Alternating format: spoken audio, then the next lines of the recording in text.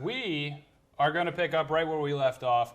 Mark Zuckerberg is not a friend, not a fan of him, and certainly not getting any gift from me for all the trouble he has caused us. That's very true. Or Mark, he's just a Cowboys fan and hates us. Mark, I knew I didn't like you. He'll stop us, but he won't stop politicians for putting false stuff on Facebook. I know. They added that fake news filter thing. right. Yay! You did Filter. it, Facebook. Filter. So we're going to pick up right where we left off. And what ghosts of Eagles' future could they be seeing?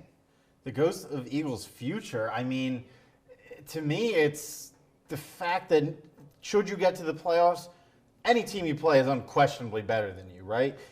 And I feel like I keep repeating myself, but this is all a snowball effect because if somehow this potentially 9-7 Eagles team finds a way to win, I shouldn't even say find a way because they're a good team, like a good core of a team. They're obviously not that good of a team this year. A playoff team is a playoff team. team. A playoff team. And going on the road to win in the NFL is never easy, no matter who you are. I agree. So my biggest worry about the future is that somehow this success goes too far in a way and completely muddies the water, ruins our draft capital because we need a draft pick next year more than we need a win or two in this playoffs because I don't see a world where the Eagles win the Super Bowl this year. And it kind of sucks to say, but it's like if you're not going to go all the way and you clearly know that, it's not like, hey, if a couple bounces go our way, if X, Y, and Z play out of their minds, we actually can win the Super Bowl. I don't see it happening. I hate to say that, but I truly don't see it happening. How things have changed. Exactly, right? And I just want this season to be a positive, but it doesn't feel like if it's a positive after a certain point that it's going to be productive moving forward. And my worry is that this season is going to end up being another glass of lightning in another case of lightning in a bottle, and the Eagles feel like this is something that is sustainable and you can build from. And that would be a huge mistake and fallacy. And that's my biggest issue. I mean, I think your worst nightmare, might come true. I think when I look at and see the ghost of the Eagles' future, I see an Eagles team that does just what I said is, hey, look what we did despite injuries. Let's not change much. Let's just wait for those people who were injured to get healthy, and let's see what we can do going forward with that team. And I think that's a terrible thing to do. And get a draft pick in the 20s. And get a draft pick in the 20s, and hopefully he pans out. That's terrible to do. History repeats itself. If people get injured one year, they're going to get injured again. You don't get less injury prone once you sustain your first one. That is in fact a snowball effect. So if we look forward, we're going to see that, and then we're going to see into the future with the Eagles, we're also going to see an NFC East that, to me, is only going to get better. It has to. It cannot get worse than this. Pretty much, right? So. It cannot get worse than this. So the Eagles are going to find themselves amidst teams that are trending upward. They have to make sure they are also one of those teams that are trending upward, and I think there's a very real chance that they don't. I will say this because every great movie has a happy ending, especially Avengers: Infinity War. All right, okay. Sorry, I should have said every good Christmas movie has a happy ending. Die Hard. Come on, no. I'll fight you. We're not doing this. I will we are fight not you. Doing this. Everything about you, I'll fight. All right, we'll do this after the show. Actually, we'll record this separately. We're not merging views. You let us know whether movie. or not Die Hard is a Christmas movie. It is, in fact, Max Lewis. I would disagree, but I will say this. There is absolutely never anything wrong with getting your young players experience in the playoffs, no matter who it is, no matter how much they get burnt. Anything can help long term. I don't want them to be too focused on this year because clearly this year is not the year. I still truly believe that this team has, if whatever you want to call it, I call it championship DNA. There is still enough of that. There's core. something there. There's enough of that core that they are still going to be a problem moving forward. We have not had major roster turnover since the Super Bowl, for better or worse. But as long as that culture stays in the locker room in some capacity. What kind of culture are we talking about, though? The Eagles have found a way to win. They find ways to win. I don't call that championship DNA. I don't call that culture. I don't call that any of this I call that playing three bad teams to end the season. See what I call it. I don't call it any of this rah-rah stuff. I call this literally the vindication of a redheaded person.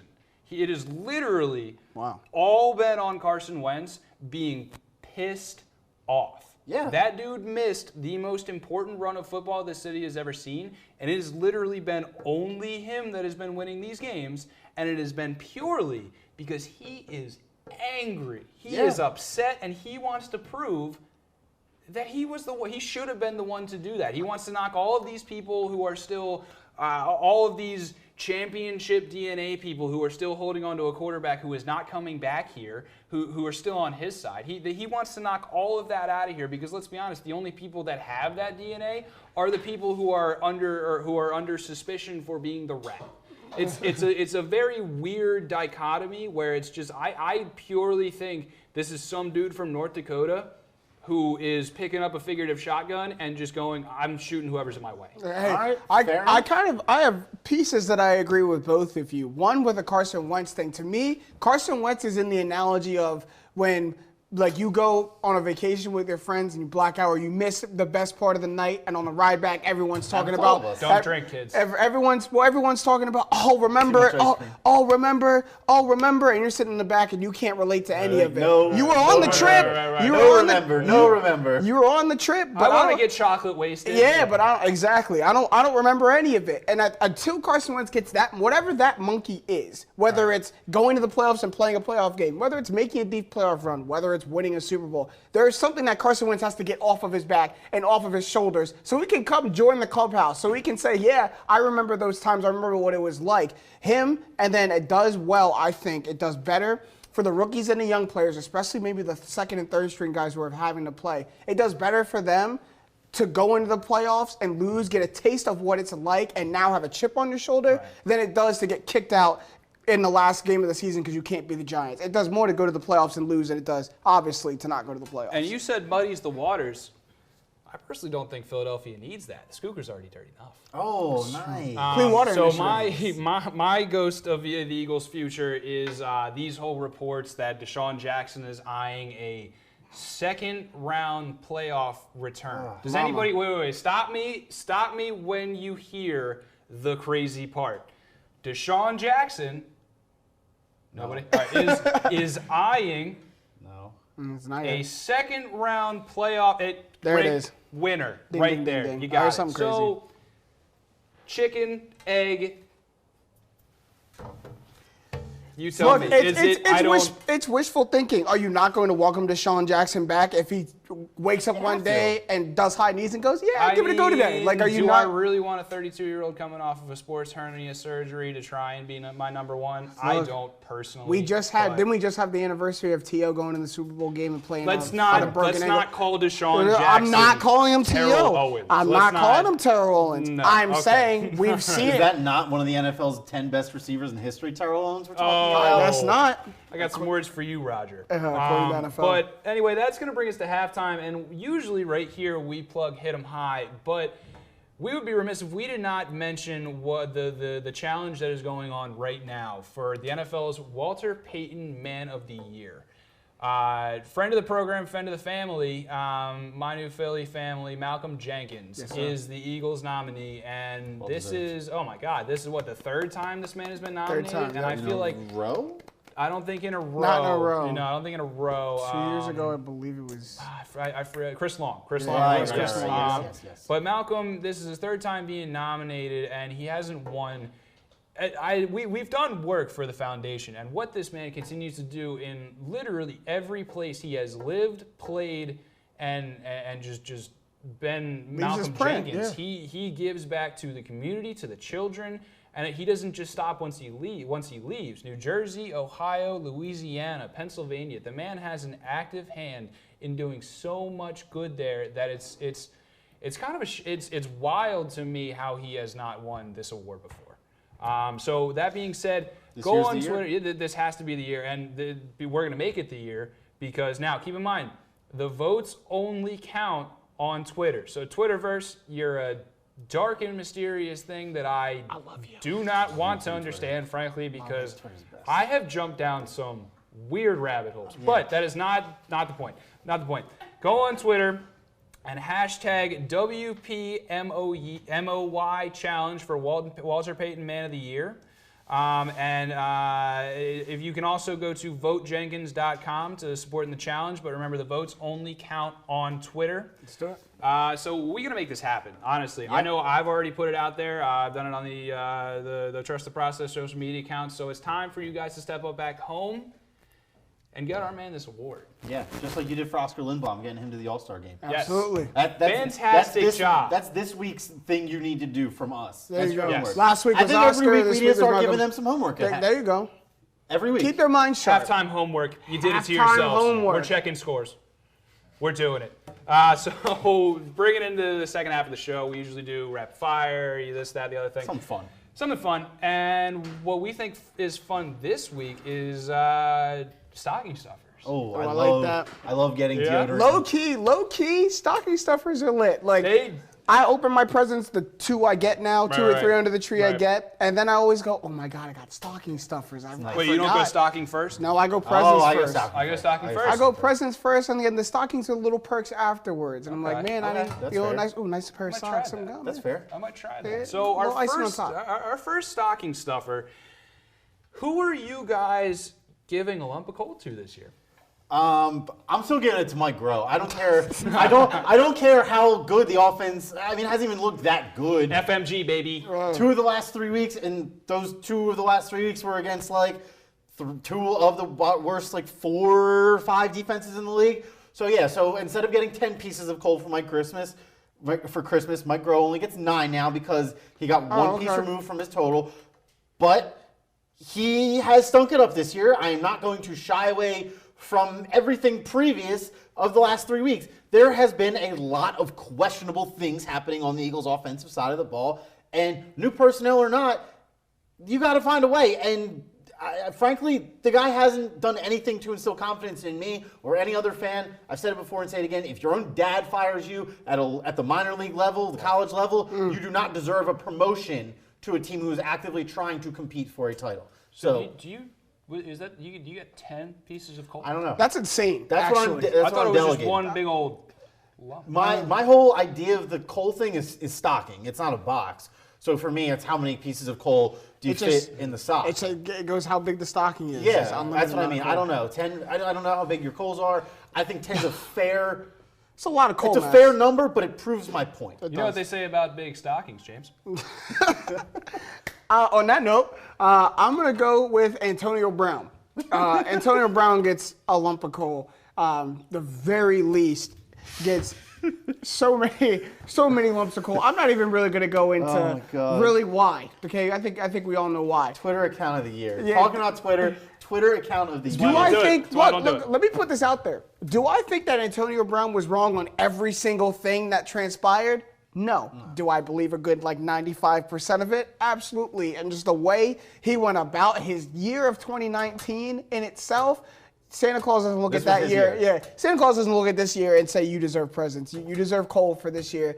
And the good thing about it is it restarts next year. So next year, if you get your act together, you might be getting presents for goods. Yeah, it might be. I got a longer memory than Santa Claus. All I'm saying. Okay. That's Santa Claus is forgiving. I am not. I'm an elephant. All right. An unforgiving elephant. Oh my God! Who are you guys? Who's your Kevin? Who are you leaving home alone? Kevin. I'm leaving. So when I think of someone I'm leaving home alone, one, unlike Kevin's parents, I'm doing it on purpose. I'm not waking up and going to the airport without my son twice. But when I think of who I'm going to leave alone, I think of someone who can hold down the fort, someone who doesn't need other people there to be successful, someone who can carry the whole load on his back. Is one person coming to mind? Because I haven't talked about him much on this show, I really should. Stop it.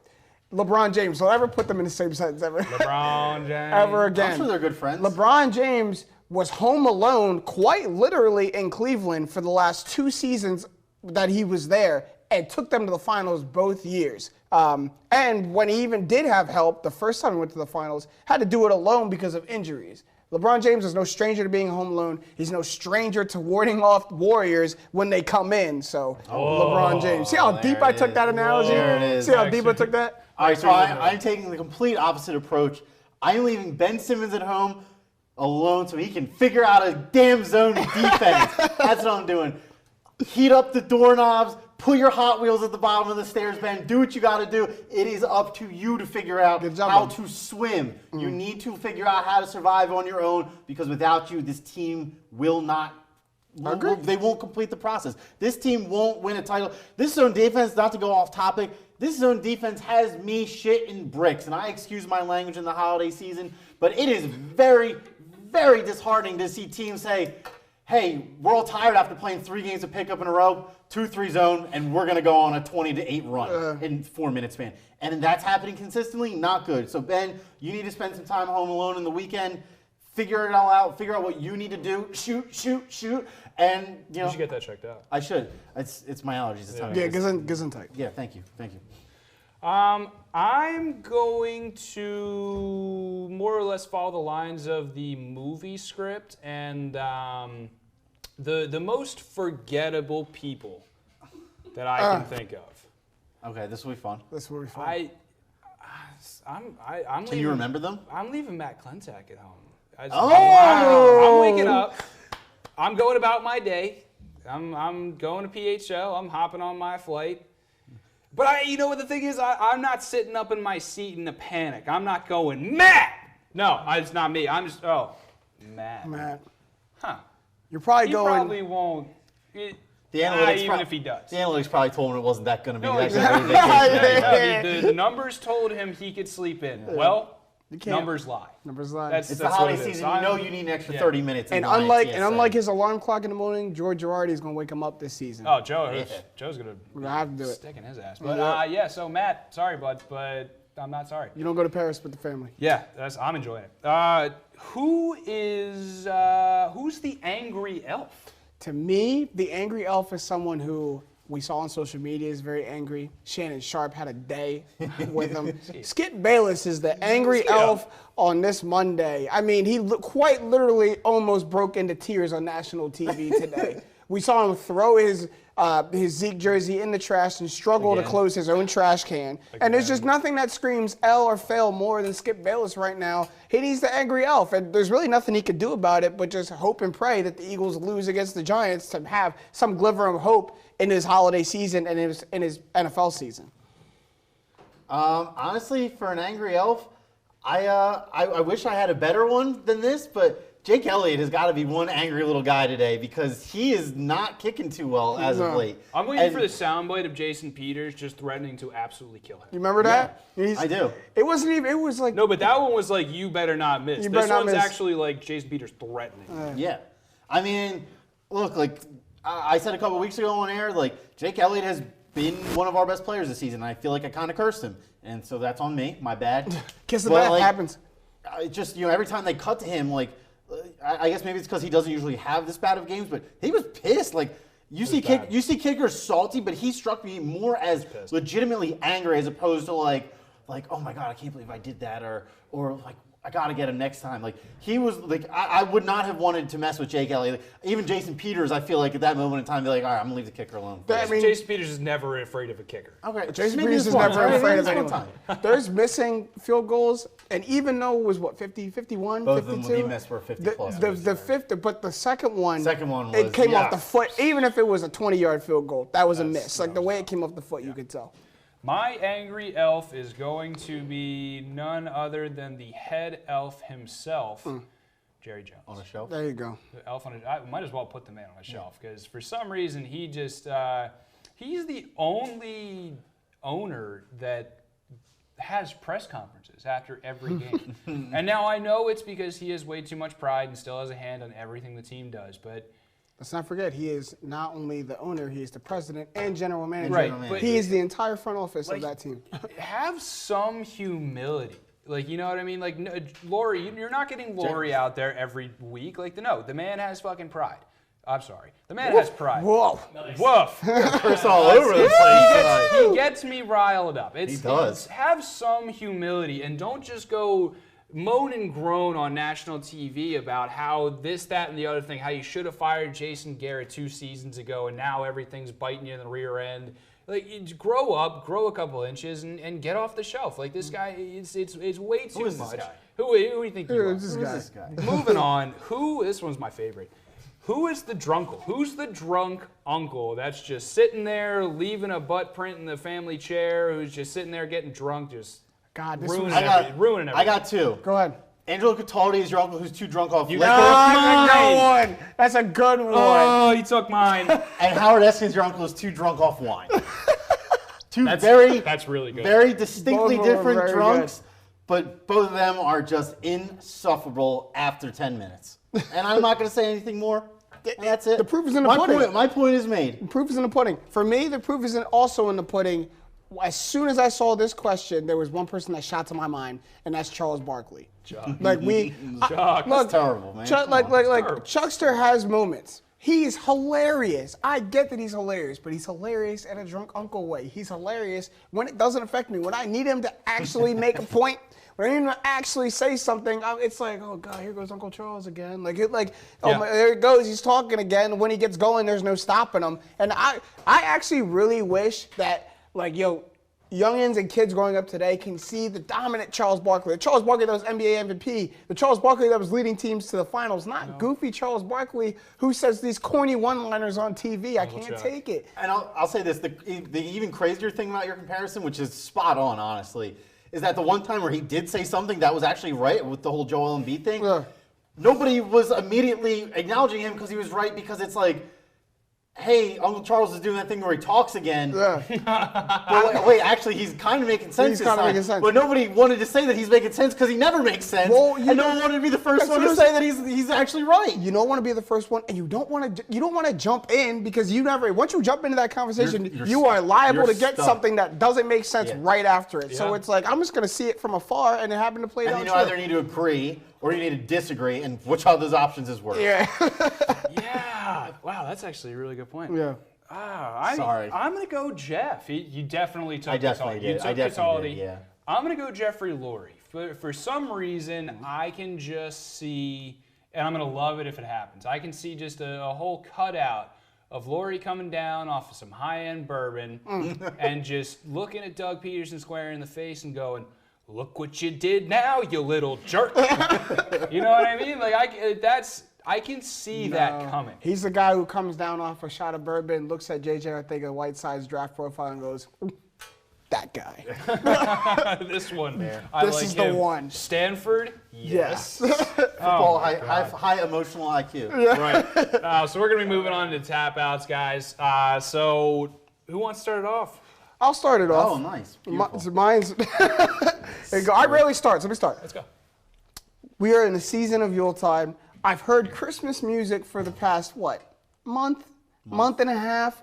I work at 99.5 WJBR in Wilmington. We started our Christmas music on November 17th. Ooh. November 17th. That is a month and a week from Christmas. That hurt.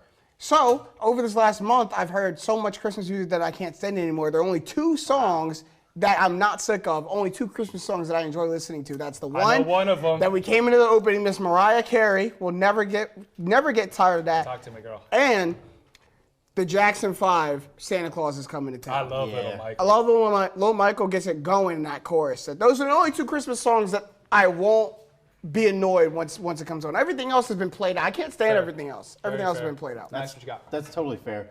So I'm going to kind of stick to sports this week. I will say that, as many people probably know, Week 16 is the traditional ending of the fantasy football season. Don't get me started. Unless you are Jake Galley and made our league. You're not going to sit up here and come on. I know what you're about to do. You're about to sit up here and tell me what to do. I know you're bad. Coming from a guy who didn't even log into his team once. ESPN did that to me. I'm going to let you every time out. So I'm going to say this, without being too... 13-0 didn't get a bye. I'm sorry. I ruined that for him. I knew it was coming out. Infinitely worse, because I do feel terrible. Me and you should have been in the title game.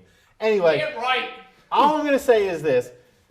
I feel like at this point, I have proven myself throughout my course of my fantasy football career, not in our league specifically. I'm saying lifetime achievements.